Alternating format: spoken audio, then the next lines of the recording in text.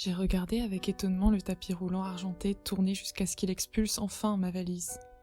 Je l'ai traîné et roulé à l'extérieur jusqu'à la file d'attente du taxi, trop fatiguée pour être dissuadée par les tarifs élevés. Une fois dans le taxi, je me suis assoupie jusqu'à mon arrivée à l'hôtel. J'ai rapidement fait le check-in, impatiente de finir la sieste que j'avais commencée dans l'avion. Aussitôt que ma tête a touché l'oreiller, je me suis endormie. Quand je me suis réveillée quelques heures plus tard, j'ai passé ma langue sur mes dents et j'ai grimacé de dégoût. Je me suis levée, désespérée de me brosser les dents. Mais quand j'ai ouvert ma valise pour chercher ma brosse à dents, j'ai regardé le contenu, désorientée. Il y avait des piles de vêtements soigneusement pliés et un livre relié en cuir avec le mot « Souvenir » gravé en relief à l'intérieur. Rien qui ne m'appartienne. J'ai poussé un juron, réalisant que j'avais dû prendre par erreur une valise presque identique à la mienne parmi les bagages. J'ai composé le numéro du service à la clientèle de l'aéroport et j'ai écouté la liste automatisée des services en appuyant sur le bouton du menu « Objet trouvé » alors que mon anxiété grimpait. Aucun sac perdu ou égaré n'avait été signalé. Essayez de revenir plus tard. J'ai cherché un numéro de téléphone sur la valise, mais il n'y avait aucun autocollant ou étiquette sur les tirettes de fermeture éclair ou sur les poignets.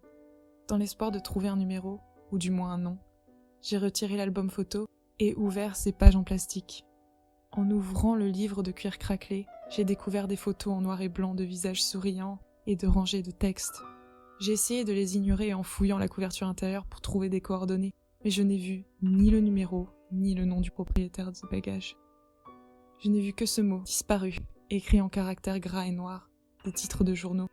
J'ai tourné la page pour voir d'autres visages souriants dans les coupures de journaux. Feuilleté des pages laminées de personnes disparues de nombreux états, lisant les détails de leurs derniers déplacements connus et d'importantes récompenses en espèces promises pour leur retour sain et sauf.